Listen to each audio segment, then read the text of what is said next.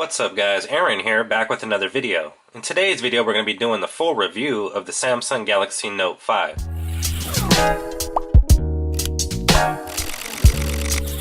Welcome back, and before we begin the review portion of the video, let's go ahead and take a closer look at the Galaxy Note 5.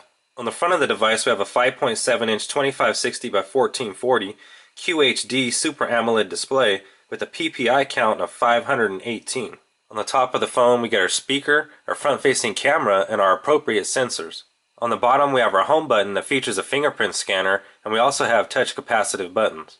On the back of the device we have our 16 megapixel rear-facing camera, our flash, and our appropriate sensors. On the left side we have our volume up and down buttons. On the right side is our power sleep wake button.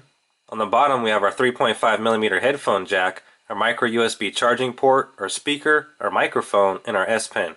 Now that we've gotten more familiar with the device, let's go ahead and begin the review portion of the video. I'm going to first start off with the things that I don't like about the Note 5, and then we'll get into the things that I do like. The first thing that I don't like is no expandable memory. Now the Note 5 has an all-new glass unibody design with a non-removable back, meaning you need to decide whether you want 32 or 64 gigabytes of memory at the time of purchase. Now that might not be a big deal to some people, however the Note lineup has been notorious for being a multitasking beast and total powerhouse in terms of productivity. However, a lot of that was based on the fact that you could easily swap out the battery for a freshly charged one and be ready to go.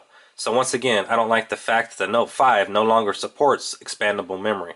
The next thing that I don't like is the price. The Galaxy Note 5 is extremely expensive with a price tag of anywhere from $720 to $800 depending on where you purchase it from. Although I'm mentioning this as a bad thing, in the device's defense, it's probably one of the only devices that's worth that price tag. However, I still don't like the price. The next thing that I don't like is no micro SD card expansion. Now once again, like the removal of the replaceable battery, the removal of the micro SD card expansion is a big letdown. However, I'm extremely impressed with the new unibody design. So I guess you gotta give a little to gain a little.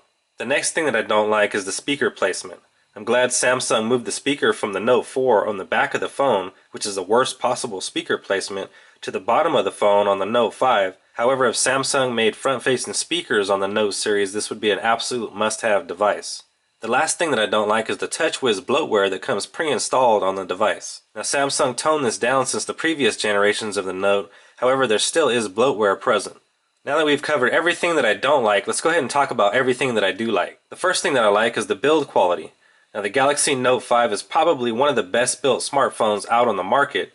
Now before the Note 5's existence, there was a close tie between three smartphones in my opinion as to which was the best built. Those three being the iPhone 6, next the HTC One M9, and lastly was the Galaxy S6.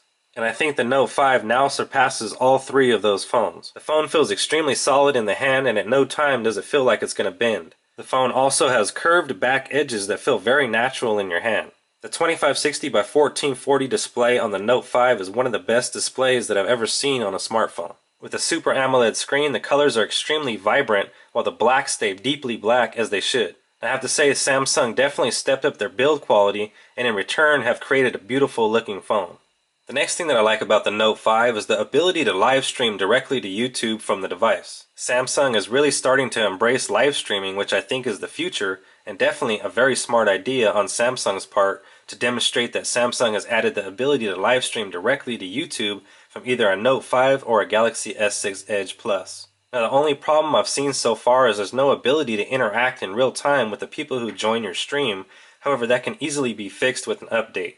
The next thing that I like is that it has wireless fast charging. On the Galaxy S6, Samsung introduced us to fast charging via their micro USB charging cable. However, Samsung has stepped it up a notch by adding wireless fast charging to the Note 5.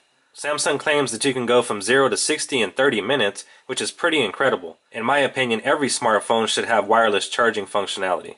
The next thing that I like is how fast the phone is. Without mentioning scores from things like Geekbench, but rather talking about real-world performance, this thing is an absolute beast. Although there is some Samsung bloatware pre-installed on the device, the phone is incredibly fast no matter what task you throw at it. The Note 5 can easily hand out lessons to other smartphones on how to truly multitask, and although we have a slightly smaller battery on the Note 5 from the Note 4, we can still expect all-day battery life.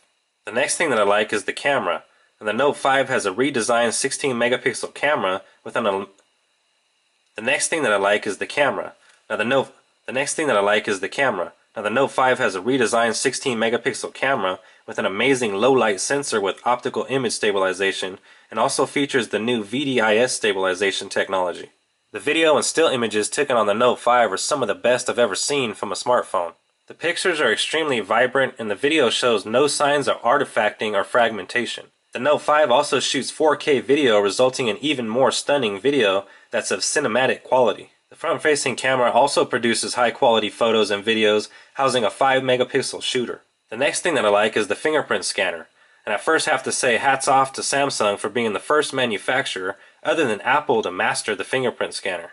Although the home button isn't circular, it's still incredibly accurate, and it's even debatable on being more accurate than the fingerprint scanner on the iPhone 6 and 6 Plus. The next thing that I like on the Note 5 is the gaming experience. The Note 5 has a 5.7-inch 2560 by 1440 QHD Super AMOLED display with a PPI count of 518, along with the Exynos 7420 quad-core chipset and a Mali T760 MP8 dedicated GPU, along with 4 GB of RAM. The gameplay remains incredibly immersive on the screen and frame rates remain excellent throughout the gameplay. The next thing that I like is the redesigned S Pen. Samsung has now designed the S Pen to sit completely flush in the phone using a pop-out mechanism that works quite well. Just don't insert the pen the wrong way or you might experience pen gate. The all-new off-screen notes feature is absolutely awesome. The new Air Command menu now allows you to add your own shortcut, making it even more useful. And the last thing that I like is the battery life. Now, even though the Note 5 has a slightly smaller battery than the Note 4, coming in at 300 mAh, the Note 5's battery is still more optimized for the OS. And you also have the option to use power saving mode and even ultra power saving mode to even further conserve the battery life. So in conclusion, the Galaxy Note 5 is the best built smartphone out. Samsung has finally matched a superior user experience with an extremely well built phone. The camera is the best camera out on a smartphone, and even the redesigned S Pen works excellent. Gaming is incredibly fluent, the fingerprint scanner works flawlessly, and wireless fast charging is incredibly fast. I highly recommend the Note 5 to anyone looking for an extremely well-built and highly reliable phone. Anyways guys, that's going to do it for me in this video. If you have not yet subscribed to the channel, now's a great time to hit that subscribe button and you will be notified in your inbox every time I upload a new video. Don't forget to drop a like down below and leave a comment down in the comment section. I'd like to take this opportunity to thank you guys for watching. As I mentioned earlier, my name is Aaron and I'll see you guys on the next one.